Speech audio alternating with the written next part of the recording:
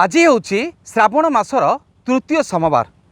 यही तृतीय सोमवार रे प्रत्येक शैवपीठ चलचंचल होता बेले जलाभिषेक भक्त मानकर प्रत्येक शैवपीठ में लगुच गहली।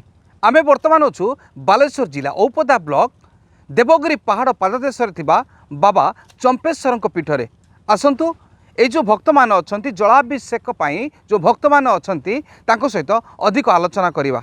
এটা চম্পেশ্বর মহাদেব चंपेश्वर महादेव कौन ठीक हुए ପୁଣି ପୂଜା ଚାଲିଛି। ଆଉ ଆମେ ତ ଜାଣିନଥିଲୁ, ଆମେ ତ ଛୋଟ ଥିଲୁ, ଜାଣିନଥିଲୁ। ବାପା ମାନେ କୁହନ୍ତି ଯେ ଏଇ ଜାଗାଟା ଚମ୍ପେଶ୍ୱର ମନ୍ଦିର ନା ଚମ୍ପେଶ୍ୱର ମହାଦେବ ଅଛନ୍ତି। ଆମେ ଜାଣିଲୁ ଯେତେବେଳେ ଆମେ ଏଇ ଚମ୍ପେଶ୍ୱର ମହାଦେବ ପାଖକୁ ଆସିଲୁ, ଆସିକି ଦେଖିଲୁ ଯେ ଜଙ୍ଗଲ ଥିଲା, ରାସ୍ତା ନଥିଲା। ରାସ୍ତା ଟିକେ ଗାଁ ବାଲା ବସିକି ଆମେ ସବୁ ମିଟିଂ କରିକି ଆଉ ସବୁ ରାସ୍ତା ଟିକେ କଲୁ। କଲାପରେ ତାପରେ ଏଇ ତ ସମାଗମ ଚାଲିଛି, ଯାତ୍ରୀ ଚାଲିଛନ୍ତି। ଆଉ ତାର ଟିକେ ହେଲା ରାସ୍ତା ଖୋଲିଲାକୁ ଟିକେ ଭଲ ଚାଲିଛି, ପୂଜା ପତ୍ର ଭଲ ସବୁ ଦୈନନ୍ଦିନ ପୂଜା ହେଉଛି। ନନା ବି ଦୈନନ୍ଦିନ ଆସୁଛନ୍ତି ଆଉ ଚାଲିଛି। ଆଉ ଭକ୍ତ ବହୁତ ଦୂରରେ ଆସନ୍ତି, ଭଦ୍ରକରୁ ଆସନ୍ତି, ଭୁବନେଶ୍ୱରରୁ ଆସିଥିଲେ ଭକ୍ତ। ଆଉ ଧର କହି ହେବ ନା କେତେ ଦୂରିଆରୁ ସେ ଭକ୍ତ ଆସୁଛନ୍ତି।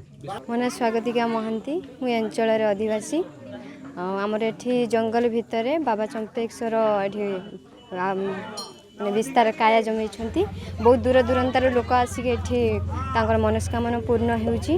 ବାହାନଗା ଅଞ୍ଚଳ କିମ୍ବା ଆମର ବସ୍ତା ହେଉ, ଭଦ୍ରକ ଜିଲ୍ଲାରୁ ସମସ୍ତେ ଏଠି ଆସିକି ନିଜର ମନସ୍କାମନା ପୂର୍ଣ୍ଣ କରୁଛନ୍ତି। ତା ସହିତ ଏଠିରେ ଯେଉଁ ଥିବା ପ୍ରାକୃତିକ ସୌନ୍ଦର୍ଯ୍ୟକୁ ସେମାନେ ଉପଭୋଗ କରୁଛନ୍ତି। ମୋର ତ ବହୁତ ହେଇଛି, ଯେଉଁଥିପାଇଁ କି ମୁଁ ପ୍ରତ୍ୟେକ ସୋମବାର ଆସେ। ଯଦି କୌଣସି ଅସୁବିଧା ହେଇଥିବ ମୁଁ ନ ଆସିପାରିଛି, କିନ୍ତୁ ମାସରେ ଥରେ ମୁଁ ନିଶ୍ଚିତ ଏଠିକି ଆସିକି ପହଞ୍ଚେ। ମୋ ନାଁ ନିରଞ୍ଜନ। ଆଜି ପ୍ରକୃତି ଭରା ଶିବ ଶୈବପୀଠରେ ଆମେ ସମସ୍ତଙ୍କୁ ଶ୍ରଦ୍ଧାଳୁ ମାନଙ୍କୁ ସ୍ୱାଗତ ଜଣାଉଛୁ। ନିଶ୍ଚିତ ଭାବରେ ଏ ପ୍ରତ୍ୟକ୍ଷ ଦେବତା ଭାବରେ ବହୁ ପୁରାତନ କାଳରୁ ଅଛନ୍ତି। ତେଣୁ ତାଙ୍କୁ ଯିଏ ଯାହା ବି ମନସ୍କାମନା କରେ ସବୁକିଛି ପୂର୍ଣ୍ଣ ହୁଏ। ସମସ୍ତଙ୍କର ଇଚ୍ଛାକୁ ସେ ପୂର୍ଣ୍ଣ କରନ୍ତି। ତେଣୁ ସମସ୍ତ ଶ୍ରଦ୍ଧାଳୁମାନେ ଅତି ଶ୍ରଦ୍ଧାର ସହିତ ଆସନ୍ତି। କେବଳ ଶ୍ରାବଣ ମାସ ନୁହେଁ, ପ୍ରାୟ ବର୍ଷର ସବୁ ସୋମବାର ହେଉ ବା ସବୁ ଦିନରେ ଏଠି ବାବାଙ୍କ ଠାରେ ଭିଡ଼ ଲାଗିଥାଏ ଭକ୍ତମାନଙ୍କର। ମୁଁ ମଧ୍ୟ ଆଜି ପାଣି ଢାଳିଲି, ଜଳାଭିଷେକ କଲି, ସେଥିରେ ମୁଁ ମଧ୍ୟ ବହୁତ ଖୁସି। ଆଉ ଭକ୍ତମାନେ ବହୁ ଦୂର ଦୂରାନ୍ତରୁ ଆସନ୍ତି। କେବଳ ଯେ ଏଇ ପାଖାପାଖି ଅଞ୍ଚଳର ଲୋକମାନେ ନୁହେଁ, ବହୁ ଦୂର ଦୂରାନ୍ତରୁ ବାଲେଶ୍ୱର ଠାରୁ ହୁଅନ୍ତୁ କିମ୍ବା ବାଲେଶ୍ୱର ଆମ ପଡ଼ୋଶୀ ଜିଲ୍ଲାମାନଙ୍କ ଠାରୁ ବି ଆସନ୍ତି ଶ୍ରଦ୍ଧାଳୁମାନେ ବୁଲାବୁଲି।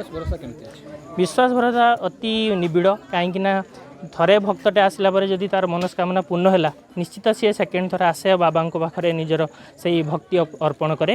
ସେଥିରେ ଅନୁଭୂତି ମୋର ତ ଅନୁଭୂତି ଅନେକ ଅଛି। ଯେତେବେଳେ ମ୍ୟାଟ୍ରିକ୍ ପରୀକ୍ଷା ଥାଏ ସେତେବେଳେ ମାନେ ମୁଁ ଭଗବାନଙ୍କ ପାଖରେ ପ୍ରାର୍ଥନା କରିଥିଲି ଯେ ମୋର ଭଲ ରେଜଲ୍ଟ ଆସୁ। ତେଣୁ ମୋର ବି ଭଲ ରେଜଲ୍ଟ ଆସିଥିଲା। ମୁଁ କଠିନ ପରିଶ୍ରମ ସହିତ ବାବାଙ୍କର ଆଶୀର୍ବାଦ ରହିଲେ ସବୁକିଛି ସମ୍ଭବ ହେବ, ଏଇଟା ନିହାତି ସମ୍ଭବ। ବାଲେଶ୍ୱର ଔପଦାରୁ ଶରତ ନାୟକଙ୍କ ରିପୋର୍ଟ, ରିପୋର୍ଟର ଟୁଡେ।